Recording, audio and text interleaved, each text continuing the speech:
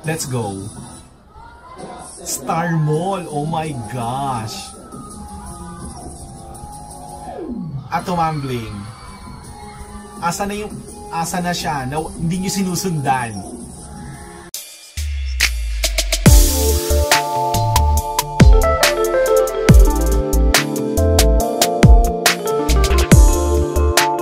Hello mga Cops and hello mga kasisiw. Welcome back to my channel and welcome back to DariusDaddy_official. Ang baklang tatalaka chika para sa SB19. Eto, iba talaga kayo mga kasisiw. Iba talaga kayo mga Cops. Basta pag alam niyo na pagkasisiw, di ba? So ito, may nakita tayong clip.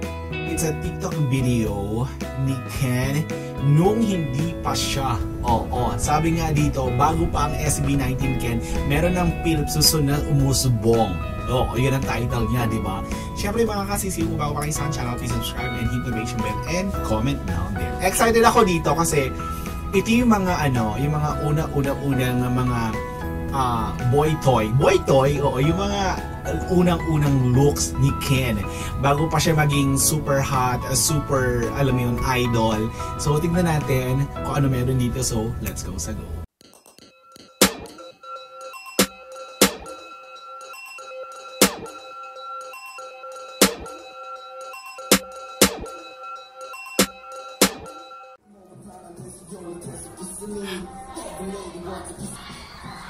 Oh my gosh.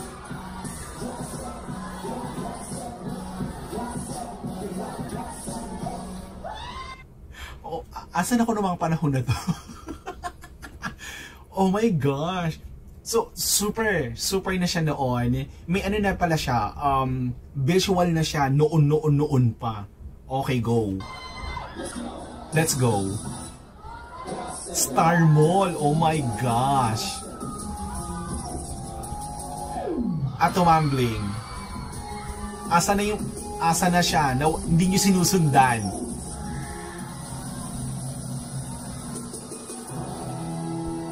Okay. Nawala na siya. Ayun na naman, tumambling. So yung mga panahon na yun, ano pala siya? Para siya si Jong Hilario noon. Na tumbling ng tumbling. Oo. Okay, go. Ay, tinulak. Oo, sana okay lang siya.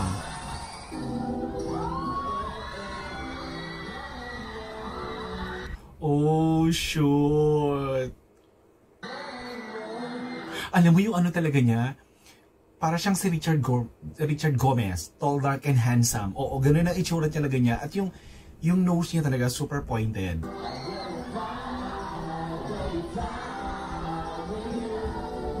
Astig.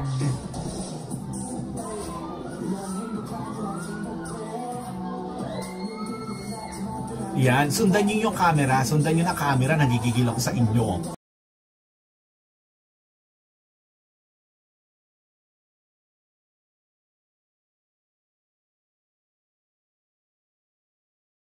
Nung panahon na yan, no? Tapos nakilala ko si Ken. Tapos Diyos ko daw, sabi ko sa'yo, ipupusta ko talaga lahat ng sweldo ko, lahat ng kung anong meron ako allowance, ipupusta ko talaga ng bonggang-bongga kay Ken. Ang gwapo niya talaga.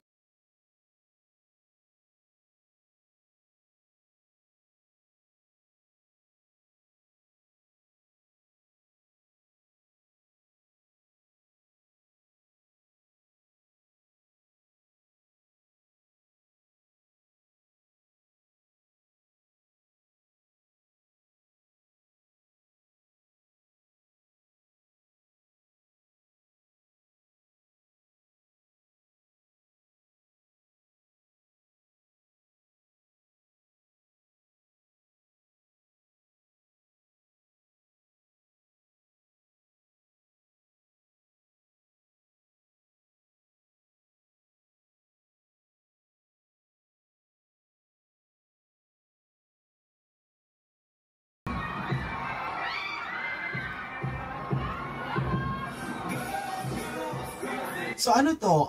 It's a competition sa Star Mall EDSA show. Oh my gosh. nasa kaya ko ng mga panahon na to, no? Sa bagay, hindi makasakogala. Pero if ever na ganito, ay, day, sinasabi ko sa inyo, day, susundan at susundan ko talaga siya kahit saan.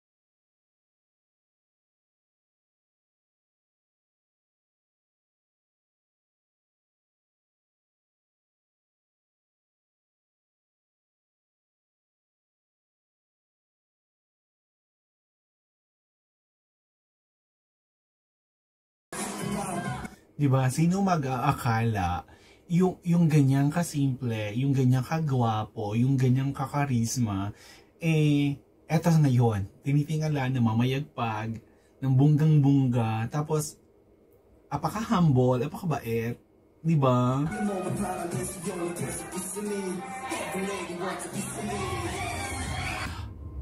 Okay.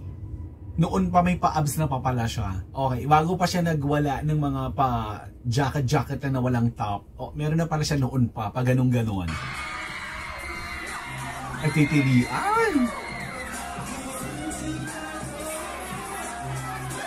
So, ibig sabihin, nung panahon na yan, medyo okay na yung grupo nila, tas nakikilala na rin sila. Tas nung naging SB19 na si Ken, so lahat yun na-convert to sisiw. So, naging sisiw lahat, gano'n.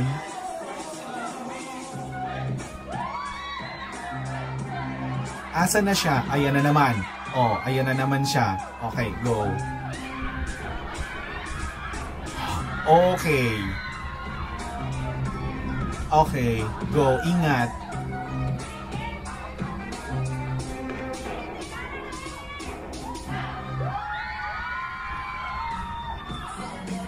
Oh my gosh. So, yun. So, at least may napanood tayo na kung saan nag-uumpisa pa lang siya na ano pa siya sa grupo nila bago pa siya mag-audition as a SB19 member. So, super rare. Super, kung meron pa kayo, please, paki-comment dyan sa comment section yung link.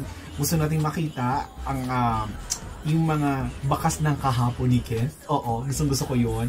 Kasi dito, iba din dating niya dito, super lakas na, guwapo na siya ng mga panahon na yun. So tulungan niyo ako sa may comment section dyan, kasi noon pa, super guwapo na siya, super charisma na. So, gusto ko makita ulit yung mga ibang niyang mga video na nagpa-perform siya, diba? Kasi nakakatuwa yun as a fan, diba? Na makita yung dati. So this is it, mga kasisiw, sana nag-enjoy din kayo, and thank you so much for watching. Bye!